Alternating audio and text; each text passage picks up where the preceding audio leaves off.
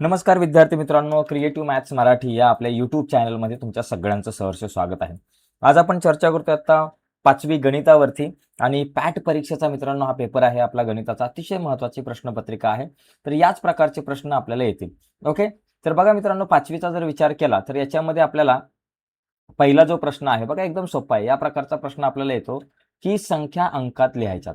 आता 8142 बघा 8142 फक्त अंकामध्ये तुम्हाला लिहायच्यात. आणि इथं खाली जर बघितलं तर संख्या अक्षरात लिहा. मित्रांनो, संख्या अक्षरात लिहा किंवा संख्या अंकात लिहा हे दोन प्रश्न तुमचे कन्फर्म आहेत.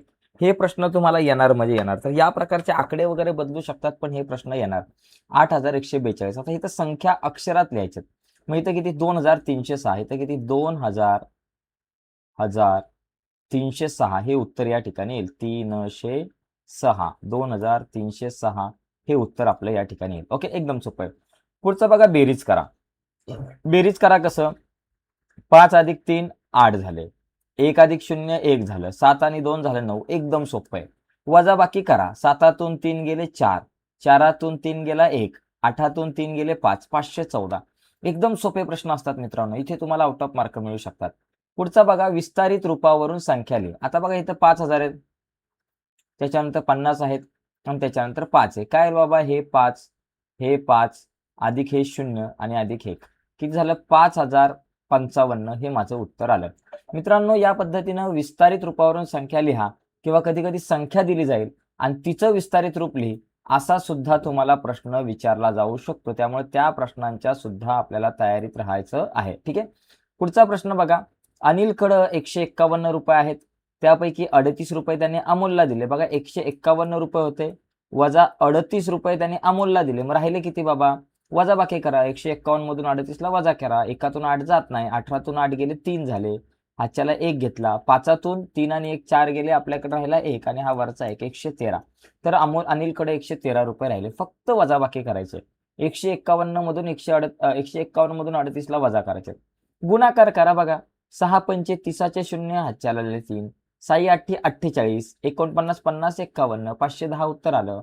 8ने 219ला भाग लावा. बघा 8 1 8, 8 2 16 बरोबर. 21तून 16 गेले, माझ्याकडे 5 राहिले, वरून आले 9. 8 7 56, 8 7 56 घेतले. 9तून 6 गेले 3, 5तून 5 गेले 0 झालं. मित्रांनो, असंच लिहायचं.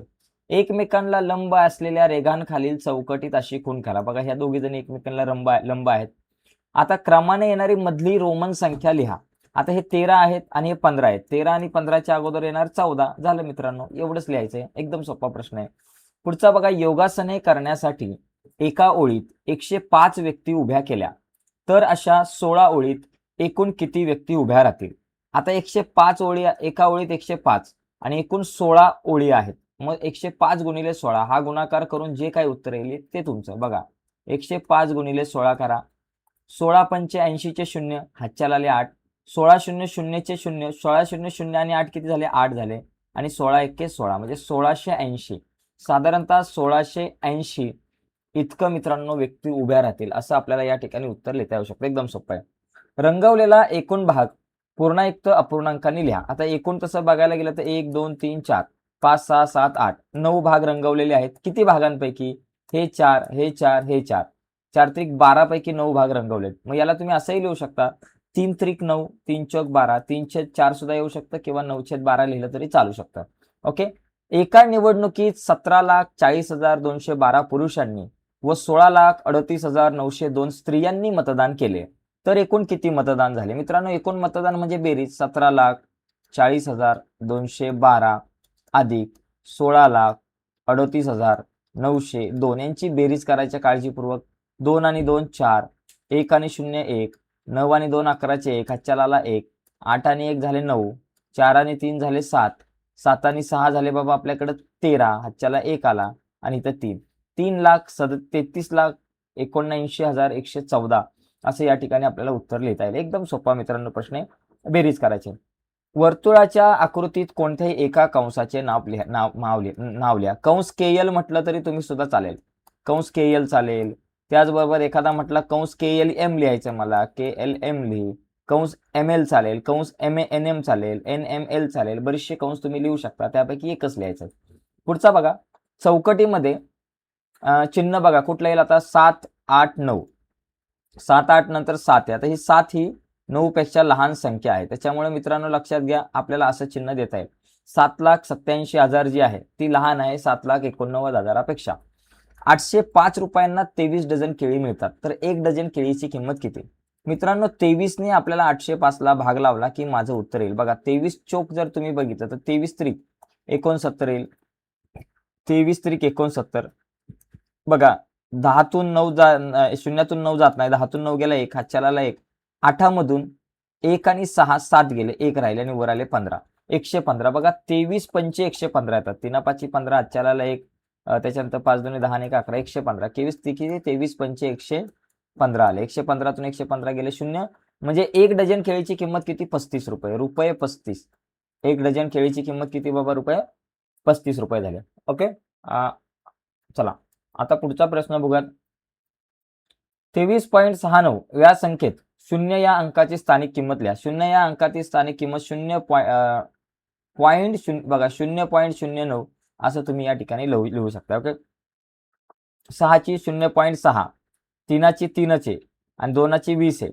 तर अशा पद्धतीने ही स्थानिक किंमत तुम्हाला लिहिता आली पाहिजे. 6 सेमी बाजू असलेल्या चौरसाचे क्षेत्रफळ.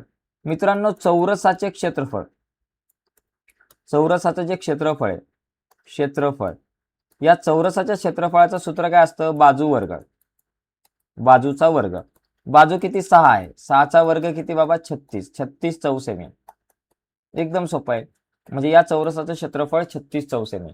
चिनूची शाळा सकाळी 7:30 वाजता भरते व दुपारी 12:15 सुटते, तर तिची शाळा किती वेळ असते? बघा या ठिकाणी 12:15, त्याच्यातून मी 7:30 जर वजा करायचं ठरवलं तर काय होईल बाबा? 5तून 0 गेले 5, 1तून 3 जात नाही, तर इथं 11 नाही घ्यायचं, इथं 6 ऍड करायचे, 6 वाढवायचे, एकाचे काय करायचे? 7 करायचे, कारण आपण या ठिकाणी किती एकाचे काय केले?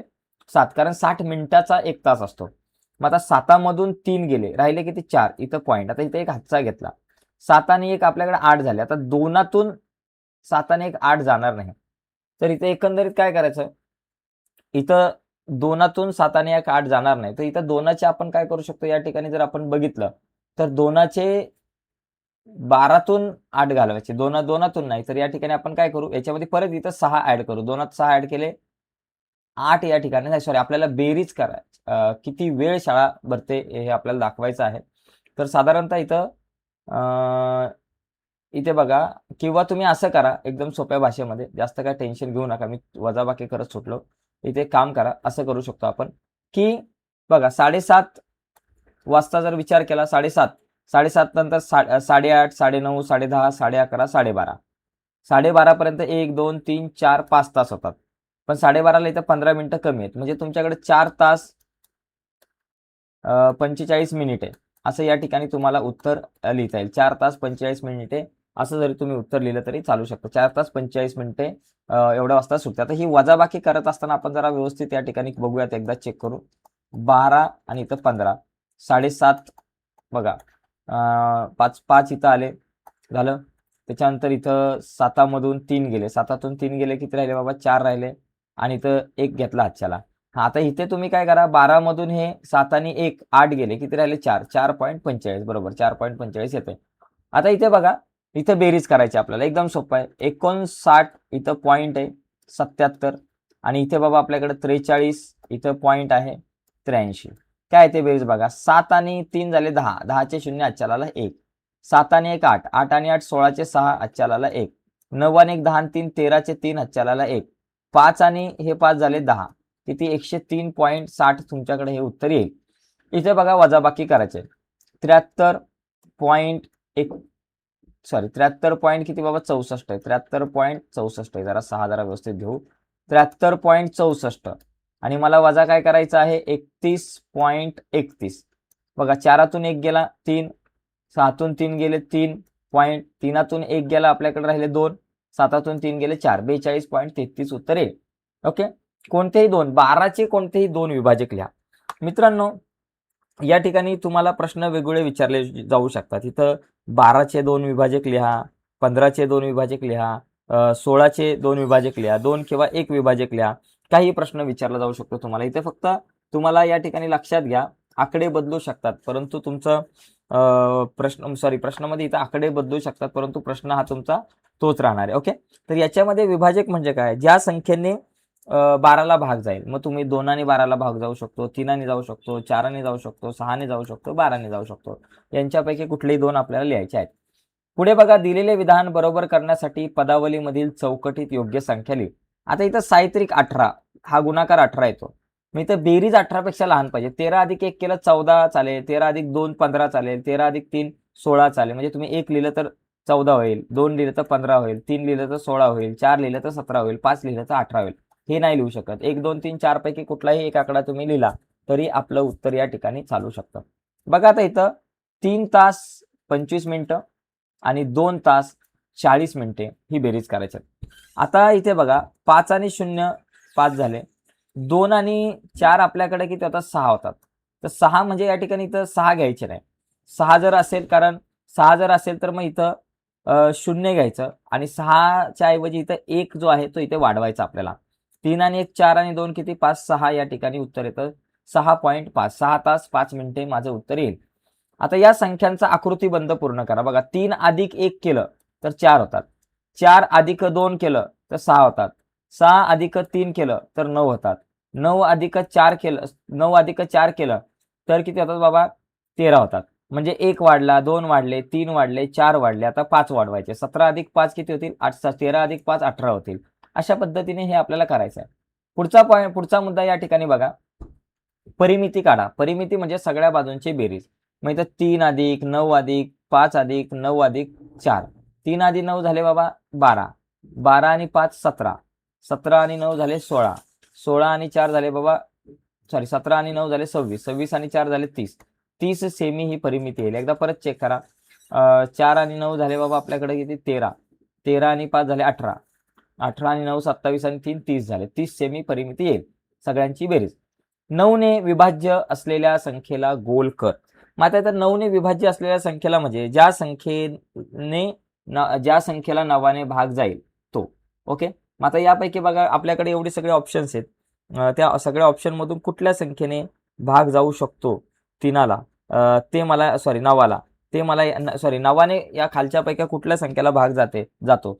3ने भाग जाईल, 6ने भाग जाईल, 9ने 3ला भाग जाईल का, 6ला जाईल का, 18ला जाईल का, 12ला जाईल, तर 18ला भाग जाईल. म्हणजे 9ने कुठल्या संख्येला भाग जातो ती संख्या इथे लिहायची. फरहानने 2.5 किलो पेढे, 2.5 किलो म्हणजे किती 2 किलो 500 ग्रॅम, आपण म्हणू शकतो 2.5 किलो. पाव किलो बर्फी, पाव किलो म्हणजे किती बाबा 250 ग्रॅम, म्हणजे 0.250 किलो. आणि 1.5 किलो जिलेबी, 1.5 किलो जिलेबी म्हणजे 1.500 किलो जिलेबी खरेदी केली, तर तिची एकूण किती मिठाई खरेदी झाली. आता या सगळ्यांची बेरीज करा. हा 0, हा 5, 5 आणि 5 10, 10 आणि 2 12चे 0, चला 1 2 3 4, 4 किलो 250 ग्रॅम असं या ठिकाणी उत्तर आपलं येऊ शकतो. तर अशा पद्धतीनं हा प्रश्न आपल्याला सोडवायचा आहे. प्रदीप दररोज एका चौरसाकृती मैदानाभोवती 10 फेऱ्या चालून पूर्ण करतो. आता हे असं मैदान आहे, चौरसाकृती मैदान आहे, 10 फेऱ्या पूर्ण घालतो, 10 फेऱ्या पूर्ण करतो दररोज. समजा या मैदानाचं नाव आपण ABCD देऊ. चौरस आहे हा, आणि चौरसाच्या सगळ्या बाजू कशा असतात सारख्या असतात, सगळ्या बाजू सारख्या असतात, बरोबर. मैदानाच्या प्रत्येक बाजूची लांबी 80 मीटर आहे, एका बाजूची लांबी 80 मीटर आहे, बरोबर. तर दररोज किती अंतर चालतो बघा. एका फेरीत चालणारे अंतर किंवा पूर्ण होणारे अंतर, एका फेरीमध्ये किती अंतर पूर्ण होईल. एका फेरीमध्ये 4 या ठिकाणी ह्या पूर्ण मैदानाला तो फेरी मारतोय. मग या ठिकाणी 4 बाजू, एक बाजू 80 मीटरची आहे, तर 4 बाजूंचे किती झाले 8 8 2 16 8 3 24 8 चौक 32, 320 मीटर, बरोबर. एका फेरीमध्ये तो 320 मीटर इतकं अंतर कापतोय. तर एकूण अंतर किती कापत असेल तो, तर ते 320 गुणिले 10 करा. 320 गुणिले 10 केलं तर 3200 मीटर, याचा अर्थ 3.2 किलोमीटर एवढं अंतर तो काय करतो पार करतोय, दररोज अंतर चालतो आपण असं म्हणू शकतो. बघा कोणतीही संख्या आणि 1 यांचा गुणाकार त्या संख्ये एवढाच असतो. हा गुणधर्म बी हे अक्षर वापरून गणिती रूपात लिहा. बघा बी गुणिले 1 केलं तर मला उत्तर बी मिळणार, अशा पद्धतीने आपण लिहू शकतो. इथे बघा हा ग्लास जो आहे तो समोरून दिसणारं चित्र असं आहे. वरून कसं दिसेल, वरून असा वर्तुळ दिसेल, आणि त्याच्या आतमध्ये परत एक छोटा वर्तुळ दिसेल, असं ग्लास ते वरून आपल्याला दिसणार आहे. सहमूळ संख्यांची एक जोडी. सहमूळ संख्या म्हणजे काय बाबा? ज्या संख्येचा एकच सामायिक विभाजक असतो. उदाहरणार्थ 24 आणि 25 यांचा फक्त एकच सामायिक विभाजक आहे. तसं 24 चे अवयव पडले तर 1 गुणिले 2 गुणिले 2 गुणिले 2 गुणिले बघा 3 असे अवयव पडतील. 25 चे जर बघितलं तर 1 गुणिले 5 गुणिले 5. तर याचा जो सामायिक अवयव हा एक एवढाच आहे. मग याला आपण म्हणतो सहमूळ संख्या. अशा बऱ्याचशा आहेत. त्यापैकी तुम्ही कुठल्याही लिहू शकता, जसं की 29, 27, 27 आणि 29 ही पण एक सहमूळ संख्यांची जोडी आहे. 16.5 मीटर. 16.5 मीटर म्हणजे किती? 16 मीटर आणि किती सेंटीमीटर झाले? 50 सेंटीमीटर म्हणजे 16.5 मीटर. 2.5 एवढी किंमत नसणाऱ्याला गोल करा. बघा इथं 2.50 म्हणजे 2.5. इथं बघा 10 दुने 20, 20 आणि 5 किती झाले बाबा? 25. 25 भागिले 10 केलं की 2.5. इथं पण बघा तिरकस गुणाकार केला, 10 दुने 20 अधिक 5, 25 भागिले 10 केलं तर 2.5 उत्तर येईल. याचं उत्तर 2.5 येणार नाही. याचं उत्तर काय येईल बाबा? 5 दुने 10, 10 भागिले 10 केलं की 1 येईल. म्हणजे तुमचा चौथा ऑप्शन जे आहे त्याला गोल करू शकता. त्याच्यानंतर हा पण एक सोपा आहे. तुम्हाला फक्त 9:30 वाजलेत हे दाखवायचे.